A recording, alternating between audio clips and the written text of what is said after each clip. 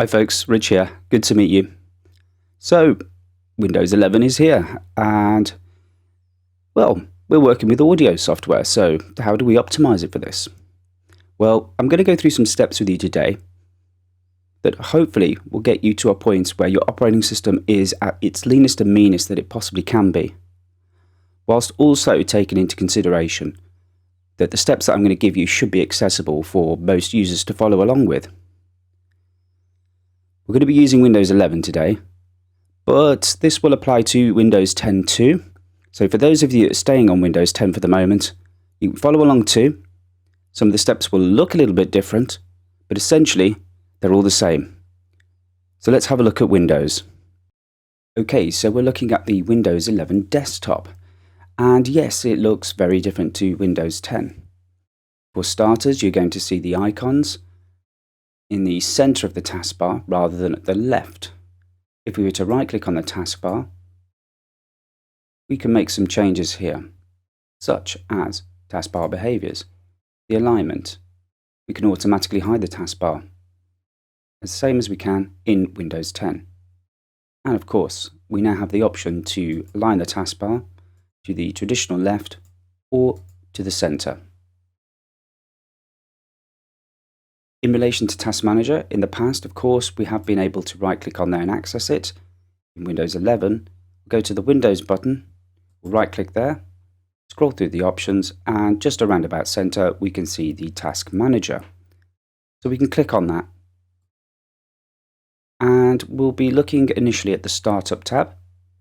You'll usually see from left to right, Processes, Performance, App History, and then Startup. In this Startup option, we have the ability to disable or enable applications that start when Windows does. For the most part, many of these will be enabled.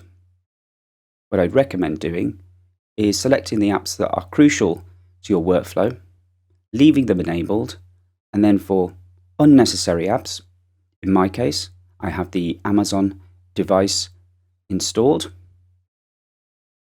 I'm going to right-click on there and select Disable. You can do this now for a number of applications that you have installed. The important thing to bear in mind here is that by disabling them at startup, it does not install them, and you can continue using them in the same way that you always have done. Okay, so not all of us are super technical. To make this as accessible as possible, I'm going to provide two links in the description to software provided by O&O Software. The first one is O&O App Buster. The second one that we're going to look at is O&O Shutup 10++, which is a free anti-spy tool for Windows 10 and 11. Click on the green download button, download both pieces of software, and we'll get them ready.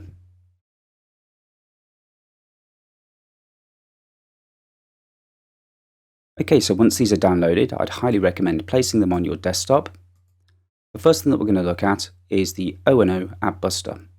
We can double click on that to open. So once O&O App Buster is installed, you're going to see a window that looks like this. The first column is the name, and this gives us the list of available applications installed on the computer. See the status column, which tells us that the applications are installed, as well as the availability to the user and the storage that they take up. We'll do something simple initially so that we can demonstrate how this works. I use Adobe Photoshop. So at this point, Microsoft Paint is redundant to me. So I'll check that, and then I will select Remove. I'll be presented with a dialog box that gives me three options to remove the apps for the current user, all users, or the machine. I use two logins, one for administrator and one for user. So at this point, I'm going to select all users. I'll select OK, and then I'll be given the option again to create a restore point, should I want to. Of course, it's strongly recommended, so I'll select yes.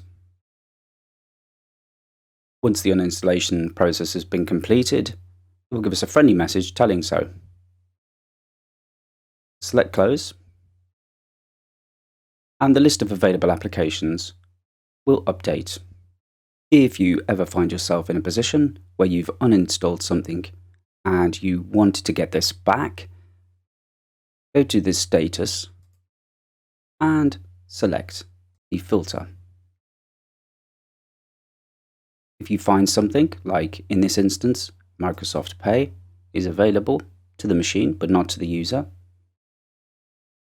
like we did before, let's just check it and click Install. We can then press OK, and of course it will ask us if we want to create a restore point again. At each step, it's advisable to do so. Once the installation's been finished successfully, you can click Close, and the application will be available to you again. Okay, so the next thing that we're going to be dealing with on the desktop is the O&O Shutup software. It's really important here that you follow the steps. Okay, so once you've got O&O Shutup 10 ++ open, the only thing that you really need to do here is look at the Actions drop-down and select the Apply Only Recommended Settings. Click that, and again you'll be asked to create a system restore point. We'll select Yes. And when the system restore point has been created, all of the changes that need to be made will be made. And you can certainly go through all of the different options here to check that there isn't something that you need enabled, disabled.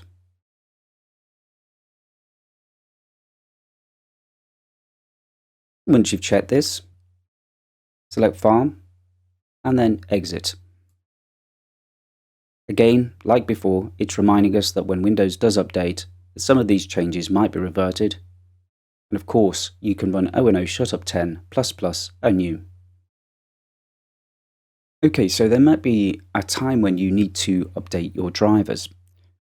Maybe you've got an email or somebody's recommended this to you, and you're not really sure how to do this.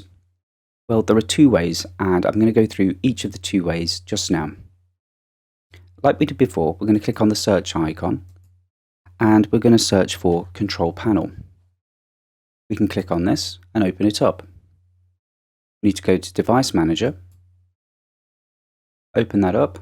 For the moment, we can close the control panel as we don't need to see it. And then we could search for our audio interface. There are a number of icons at the top here. You'll see one that looks like a little box with a green arrow pointing upwards. If you hover over it, it will say Update Device Driver. So we'll click on that, and then it will tell us, do we want to search for drivers online, or do we want to browse for drivers on the computer? What we'll do initially is search automatically for drivers, and you should be getting a message that says the best drivers for your device are already installed. If that's the case, you can close out and hopefully continue as normal.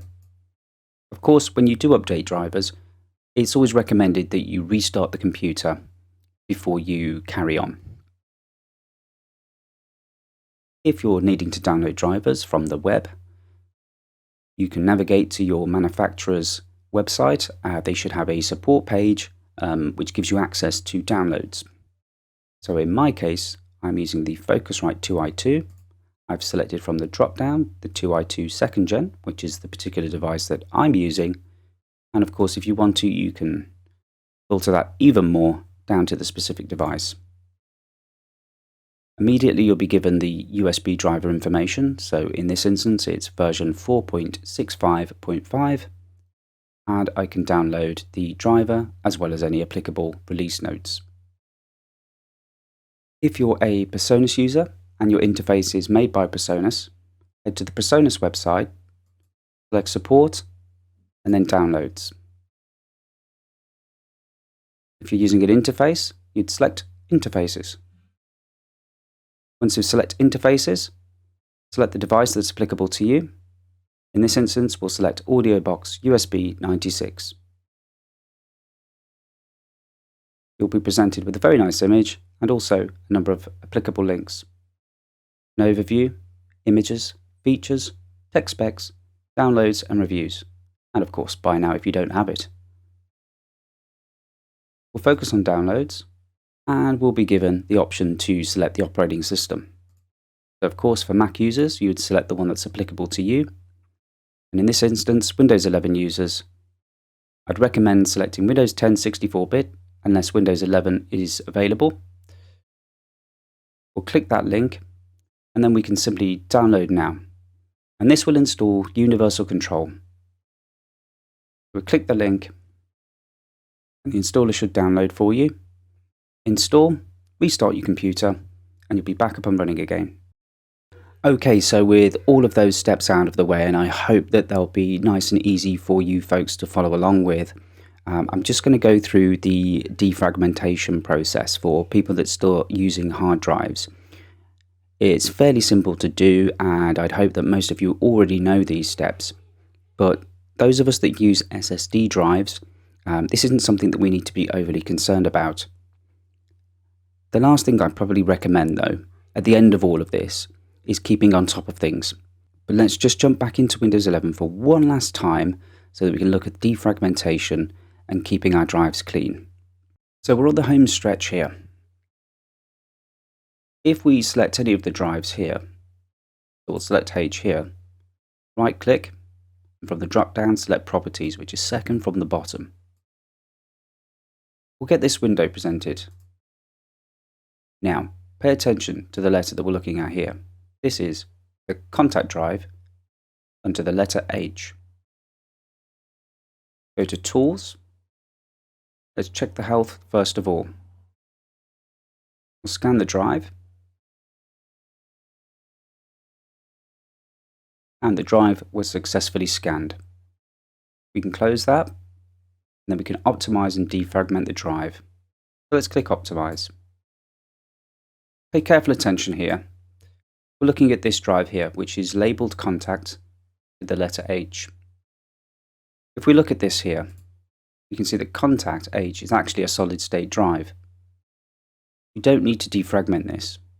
But what we could do is we could look at one of the backup drives. These are hard disk drives. You can analyze it initially, and it will go through that process for you. This part is actually usually pretty quick. And even for larger hard drives, the process shouldn't take more than a few minutes. In this instance, it was actually fairly quick. You can then select Optimize. And this process usually does take a little bit longer, but providing that the disk has been defragmented on a regular basis, it'll be that much quicker. And as we can see, there is 0% fragmented, so it doesn't need to take any actions. But should it need to, it will advise so. Once we've done that, we can select Close. And that's your defragmenting of drives. So with all of that out of the way, hopefully you'll have a lean, mean audio making machine. If you enjoyed this, or even if it helped in some way, small or large, pop a comment, like the video, and most importantly, keep enjoying making music. I'll see you soon. Yeah, and before I go, remember to keep your gear clean.